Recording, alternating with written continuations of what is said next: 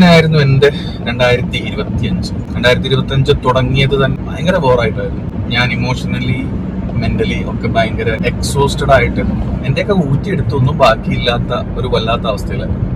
So കാര്യങ്ങളോട് എങ്ങനെ react ചെയ്യണം, എങ്ങനെ റെസ്പോണ്ട് ചെയ്യണം, ഭയങ്കര ഇമോഷണൽ ആയിട്ടായിരുന്നു പല കാര്യങ്ങളും എടുത്തിരുന്നത്. ആൻഡ് എനിക്കൊന്നും ചെയ്യാനില്ല, എല്ലാം കയ്യിൽ നിന്ന് പോയി എന്ന് പറഞ്ഞിട്ടുള്ള ഒരു സ്റ്റേജിലാണ്, ഭയങ്കര ലോ നോട്ടിലാണ് ഞാൻ എൻ്റെ 2025 സ്റ്റാർട്ട് ചെയ്തത്. അത് ഇന്ന് ഡിസംബർ 31, 2025 അത് അവസാനിക്കുമ്പോഴും അതൊരു ലോ നോട്ടിൽ തന്നെയാണ് എൻഡ് ചെയ്യുന്നത്. പക്ഷെ ഇതിന്റെ ഇടയിൽ കുറെ കാര്യങ്ങൾ സംഭവിച്ചിട്ടുണ്ട്. എന്റെ വീഴ്ചയെ ഞാൻ അങ്ങ് വീണ് കിടക്കാൻ 2025 തീരുമാനിച്ചില്ല. പകരം ഐ സീക്ഡ് ഹെൽപ്പ്. ഞാൻ എനിക്ക് വേണ്ട ഹെൽപ്പ് എന്താണോ അത് ആരടുത്തു നിന്ന് കിട്ടും എന്നുള്ളത് ഈ വർഷത്തിൽ ഞാൻ അത് തേടിപ്പോയി.